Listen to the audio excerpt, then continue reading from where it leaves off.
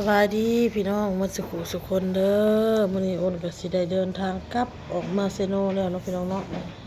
แต่ก่อนอื่นก็สิไปเอาอันน้องบอลก่อนพี่น้องไปเอาน้องบอลแล้วก็มาเฮือนเนาะพี่น้องมาเฮือนแล้วอ้นก็สิให้บ่าวเต้ไปส่งอยู่คิวรถกับออโต้พี่น้องน้องบอลก็สิขี่มอเตอร์ไซค์มากับพ่อเด้อพี่น้องเด้อเพราะว่าบ่าวเต้เพิ่นบ่ได้ไปเวียกที่แรกเพิ่นว่าสิไปเวียกเนาะแล้วก็เลยว่าอ้นสิออกเมื่อก็เลยสิออกเมื่อนำก่อนมาเบิ่งเฮือนเบิ่งศาลเมียนเฮือนเมียนศาลเนาะหลายมื้อแล้วเฮาบ่ได้เห็นเฮาบ่ได้เบิ่งฝนตกฟ้าลมยันใบหมอกใบไม้ปลิวมามันหกนะพี่น้องแล้วก็มาเบิ่งเป็ดเบิ่งมาเบิ่งไก่เราเลยบ่เต้ก็ได้พอเบิ่งเฮือนเบิ่งศาลนั่นแหละพี่น้องพอค่อยก็ยังเมื่อยอยู่เนาะพี่น้องเนาะคนนี่นะยังเมื่อยอยู่เด้อพี่น้องเด้อกินยาใส่มากินนี่พี่น้องสิไปหับลูกก็คือยังวินหัววินกินยาใส่ปัดเป็นมิ่งอยู่นะมิ่งคือเฮาอยากนอนนี่นะมันเป็นคือวินอยู่พี่น้องเลยนั่งก่อนพี่น้องนั่งเอาสิไปหลับน้องบอลจะพากันออกมาซิโนแล้วพอน้องบอลก็ขาดโรงเรียน2 มื้อนี่เลยเด้จันทร์อังคาร3 มื้อนี่แหละวันพุธแหละพี่น้องเอ้ยจะเสร็จจังไดเนาะ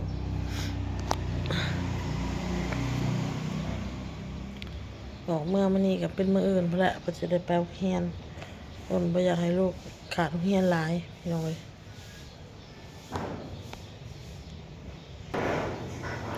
วินหัวพี่น้องเบิ่งแล้วพี่น้อง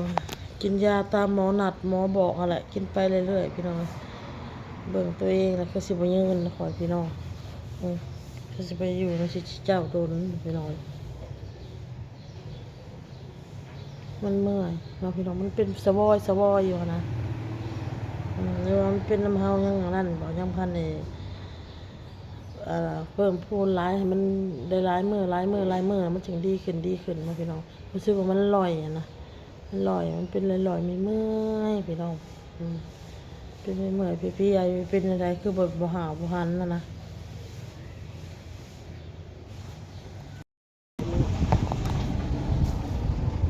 มาหับน้องบอลพี่น้องมาฮอดนะมาดีกับตายป้าเจ้าอันนี้ดิว่ามึงเฮ็ดปีสังสมอยเฮ็ดมาเอาเขาเหี้ยไปเข้าห้องหมอไปหับเวียกไปเห็ดอันนั้นกันจ้างมันไปเห็ดของกินเป็นแม่นเฮาน่ะไปซอยเห็ดของอยู่กินอนกสิปั้นเงินให้แล้วก็หับล้างถ้วยเลยเขาให้ล้านนึงล้างถ้วยน่ะแล้วยังพันได้ล้างถ้วยเห็ดกินยังบ่แล้วแล้วเป็นเมื่อยเลยหายใจผืดใจตันหายใจบ่รู้หายใจอันสิลูกสิขาดแหละหายใจบ่ออกแหละเขาเอามาหุ้มหมอแข็งเลยใส่ออกซิโดนออกซิวัด2 บั้งแต่ว่าใครยังเขาตรวจแล้วเขาว่าเฮาน่ะเป็นโรคหัวใจอ้าวตายบัดนี้ได้กินยาตลอดบ่อนแล้วบัดนี้เขาเอายาให้กินยาตลอดนี่เฮากินยาแล้วเฮาก็มาหับเอาบอกบอลนี่สิบ่ใหญ่เฮาน่ะสิบ่ยืนแล้วเบิ่งคักแล้วบ้องว่าอย่าให้พวกอ้ายย้ายเขาเฮียนมาพี่หน้าจังได๋ซาบังแม่พุ่นแล้วว่ะเขามาสิให้ย้ายก็ว่ามาเข้านะบักเด้นี่ว่ะเอาเบิดแล้วบ่เครื่องมึงอ่ะมันเอาบ่ได้มีเงินให้หลานกูก็ได้บ่ได้มีเงินจะกี่เบิดได้มาก็ซื้อกินมาถึงกับ2 คนบ่แม่นเว้าย้ายไปอยู่ไสก็ย้ายเข้าอยู่ไสก็เข้าแต่ขอแต่ให้บ่ป้อนน่ะได้เข้าโรงเรียนแต่ที่เจ้าต้องกำกับน้ำมันเฮากำกับตลอดได้เรื่องการเรียนบักบอลน่ะกับโตบ่อยากให้โตยุ่งยากแน่นะแบบว่าไปบ่เชื่อไปโตอยากไปหาเงินไม่ยังปัดทอบักน้อยๆนะใครนี่มาอยู่น้ำยาก็ได้ก็โตอยากให้อยู่ว่าง่ายมานี่โรงเรียนตัวนี้ง่ายมันมานะเนี่ยมันบ่ตั้งใจเรียนเขาอยู่น้ำเฮายังว่าเฮาบังคับมันตั้งใจเรียนเด้อบอลเด้อตั้งใจเรียนเด้อนั่นนี่เฮายังว่าบอกลูกการทำการเรียนเฮากวดเบิ่งตลอดว่ามันเรียนได้บ่หรือมันเรียนบ่ได้บ่มันก็เรียนได้คะแนนมันดีอยู่คะแนนบักบอลน่ะดีอยู่น้องบอลสบายดีเนี่ยลูกสบายดีป้าหับเอายังสิได้มาอยู่บ่ฮอดเดือนประมาณ3 ไปมื้อยังสิได้ไปหาหมออีกมากวดคืนอีกเพิ่นให้มากวดคืน เป็นโรคหัวใจเป็นประสาทหัวใจ เกิดจากความเครียดเพิ่นว่าค่ะสะสมก็เลยเป็นเขายังเมื่อยอยู่วินหัวมิ่งๆๆๆๆอยู่นี่ค่ะ หรือยายว่ามึงบ่ได้เป็นหยังเลยว่าจะไปชักเครื่อง เบิ่งน้องบอลพี่น้อง ว่าจะโมกันข้างหน้า ไปงมปลาน้ำหมูอยู่น้องเบิ่งหาตีนน่ะไปเหยียบแก้วจนว่าเบิ่งดูฮะเบิ่งดูปลดออกเกิบมาป้าพวกบอลมึงสกะดะกะโดแท้คือดำแบบนั้นน่ะนะฮะ เราบ้านแก้ผิดใส่ยังไม่แน่ เอายังใส่ดำๆน่ะ จะเป็นบ้านแก้ผิด หวานแก้ผิดบ่ป้าโทสกะดะกะโดแท้อันนี้ บ่ได้ให้ ป้าอย่าไปเด้อบอลเด้ออย่าเด้อ จัก ใส่หวานแก้ผิดน่ะอยู่ที่ใด ตัวเขาได้ให้ ยามีอยู่ยาล้างบาดล้างแผลผู้มาล้างอยู่เฮือนผู้ยาเหล่า90ยาล้างขาศอกขาเสื้อก็มี ตายแล้วเกิดผู้น้อยผู้น้อยใช่ให้แม่แล้วบ่กระแตน่ะไปใช่ ตายแล้วบ่ซั่น ใช่แล้วลูกมันลงมา ตายแล้วกลัว ไปเอา คิดฮอดมึง เบอร์นั ซั่ บ น ชั่วโมงจังยังให้แม่ตรงนั้นแม่ความมันมาได้ผ่า คิดฮอดบ่คิดฮอดบ่วะสิมึง คือ อะ ฮอดนั่นแหละเฮ้ยมันมาอยู่พี่แห้งดีแหละมาเข้าเงียนอยู่พี่น่ะโตก็มาเบิ่งเอามาจอบเอาได้เงินก็มาเบิ่งช่วยกันนั่นแหละได้เงินก็ได้มันมีหมู่บ่แม่นหยังดอกบ่ มาอยู่น้ำเจ้าบ่ได้ดอก กันหลาน อยู่น้ำเฮา หั พุ่น ว ล่ะ หลานนั่นแหละอย่าให้มันเข้าโน่นดินเฮนี่นะกระโตก็บ่ยากบ่ได้แน่บัดนี้คันว่าไปมาก็สบายแน่เท่าบักนี่น้อย ข่อยเสอะใจข่อยเด้อพี่น้องข่อยอยากให้ลูกอยู่น้ำข่อยพุ่นล่ะ ญาติโต พ่อก็อยากให้มา อ๋องจะไม่ให้ย่ายมาพี่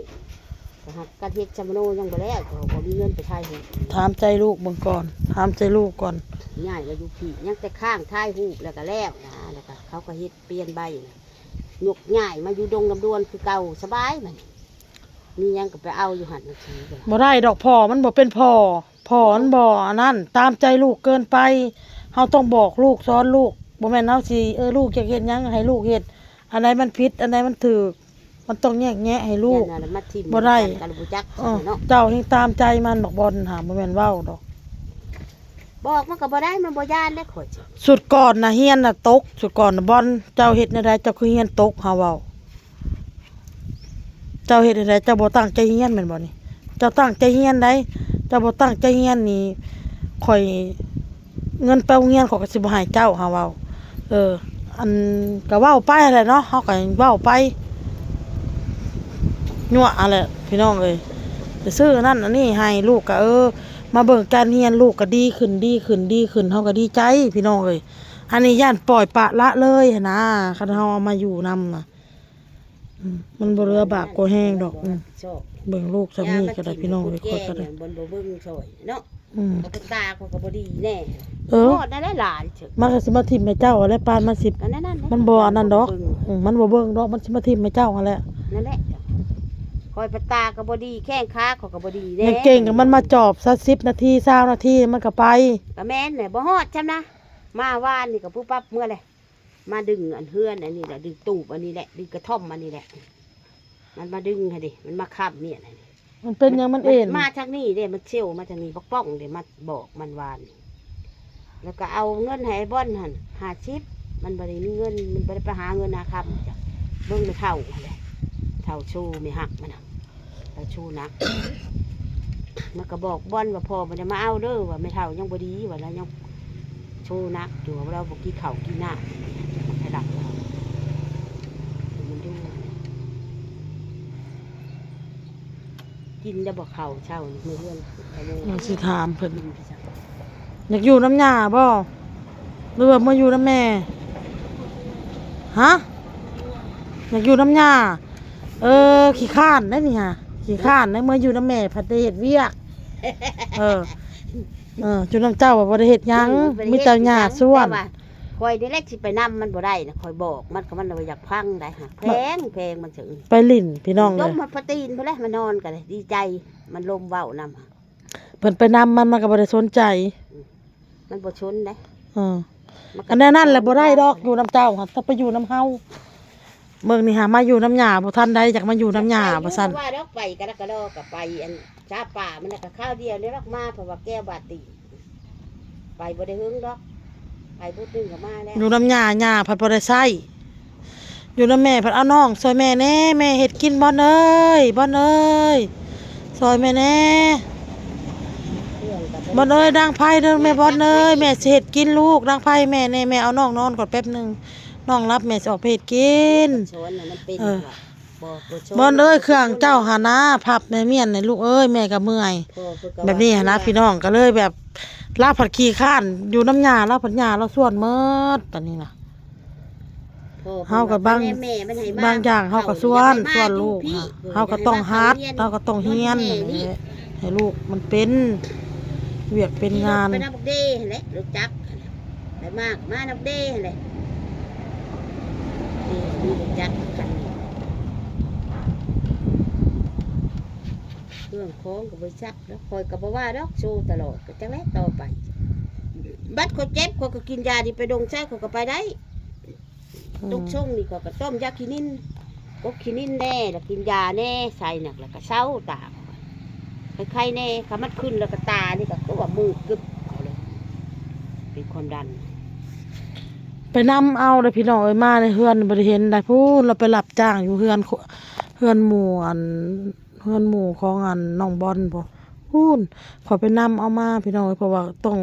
เราใส่ เพ กระ ราะว่า แจ บอล ด้ว เอ้ ย ยแม่งไปหาเฮ็ดเวียกแล้วว่าหึงเบ็ดนี่ว่ะ อือ อย่ามันไปหาเงินแล้วบอลเอ้ยว่ะ เฮาอยู่แต่ห้องหมอพูด แจ้พัดแม่เพิ่นไปนอนอยู่ห้องหมอหนูบ่จักผู้สั่ง การเฮาตายก็บ่ได้ฮู้จักเนาะสิเจ้านี่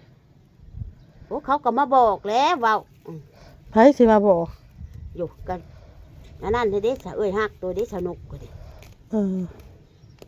ตัวก็ช่างไว้แหละ ตายเลยว่าตายไว้ตายว่า ตายเกือบตายปลาลูกปลาเต่า ไข่แต่ไปนอนห้องหมอเคงเลยเนาะ อ้าวนกเด้อจ้ะ บ่แววหั่นดิ ไปเข้าห้องหมอพี่น้องเอ้ยหักป้าเพิ่นนี่แหละ กระช่ำกั เข้า นกับตัวเนาะอายุ อายุ จำกันบ่ อายุเราเป็นเอื้อยครับปีหนึ่ง อืม ตอนนั้นเฮา22เรา23เราเป็นเอื้อยครับปีหนึ่ง มันก็ยังงั้นคือว่านอนห้องหมอคือว่าบ่ได้เป็นพี่จัก ไปนอนห้องหมอก็ซื้อเบียร์มากินอ้นโทรหาอยู่ เออ เป็นอันใดนกโอ้ยอันเขาว่ากูเป็นไข้เลือดออกเพิ่นว่าหักไข้เลือดเหนียวไข้เลือดออกนี่แหละว่าหักกูกินเบียร์ไปแล้วหมด3ขวดเราเป็นคนมักดื่มมาสินะกินเบียร์หมด3ขวด ตอนนั้น7:00 นแรง6 7:00 นแรง7:00 นแรงประมาณนั้น9:00 นแล้วบัดนี้9:00 น 10:00 นกลางคืนนี่แหละพี่น้องเอ้ยพัดว่าอีนกเสียแล้วเด้อเอ้าคือว่าบางแรกนี่เว้านํกันดีๆอยู่เลือดตกโคงคนแข็งแรงได้คนน่ะบ่ได้อ่อนบ่ได้เพลียแข็งแรงดีนี่แหละอันใดบัดสิไปก็ไปจากกันพี่น้องเอ้ย เอาหอยไว้ ไปหักคนนี่แหละพี่น้อง แล้วป้าก็ไปแวะ ทำไมยังบ่ทันได้ตายมีชีวิตอยู่ก็คือสิ บ่ได้อุกมุกอุกใจปานใดคนก็ได้พี่น้องเอ้ยจบแต่ได้ดีแต่คนได้น้องบอลนี่แหละเราขึ้นเมื่อเราซื้อปลาทูซื้อไก่ซื้อแนวกินนะใส่กล่องโฟมเมื่อพี่น้องเอ้ยเป็นไก่เป็นขาไก่เป็นนั่นน่ะอิหยังปลาทูแนวอยู่แนวกินนั่นแหละหลายอย่างนะเราซื้อใส่กล่องโฟมเมื่อว่าเราตายเลยคือเฮาอ้นนี่ขึ้นกินแหนงอยู่ว่าโอ้ยนกเขาแลยังกินฮอดลาวว่าเฮาน่ะ ไปนวดก็ได้ตายนะเนี่ยแหละไปเกิดนะคนเฮาคนนี้นั่นแหละบ่เห็นหน้าก็จะว่ายังบ่เห็นหน้าแล้วก็แล้วไผคือกัดกันจักความตายเขตพบเพราะว่าเป็นหัวใจบ่ เป็นหัวใจ ตุ้ยก็คือว่าเป็นตุ้ยบ่เดียวคือว่าลง บ่ตุ้ยได้หมดเฮานี่แหละตุ้ยก็หมู่ วางน่ะสิตุ้ยอย่างนี้ฮอดบ่70 โล บ้า94 เดี๋ยวนี้ฮะเบิ่งคือว่าบ่ได้ปานนั้น 94 โลพี่น้องข่อยน่ะช่วงข่อยยังบ่ทันได้ขายปิ้งขายจามหา118 โลพี่น้องเอ้ยช่วงยังบ่ทันได้เฮ็ดน้ำปิ้งน้ำจามน่ะพอมาขายออกมาขายปิ้งขายจามเฮ็ดน้ำปิ้งน้ำจามโลด ใช่ไม่น่ เอ้าเนาะบอลขายเครื่องนั่นแหละเดี๋ยวลงมาติดน้ำหนักเบิ่ง94 โล ได้ขายอยู่บ่ ถ้าเฮาคนอ้วนลงเล็กๆน้อยๆก็คือบ่ได้ลงเอาไปเลยเด้อพี่น้องคลิปนี้ก็ได้สิเอาหญ้าน้องบอลไปส่งเพราะว่าเวียกเราก็เครื่องเต็มกระตาแล้วยังบ่ได้เฮ็ดยังบ่ได้แล้วเนาะสิไปส่งพุ่นแหละส่งเราแล้วเรียบร้อยแล้วก็สิเอาน้องบอลเมื่อ เมื่อ บ๊ายบายลูกบ๊ายบายเมื่อไรลูกไม่ส่งนี่ก็เมื่อเลยแหละไปบ๊ายบายเขาเฮียนเลยลูก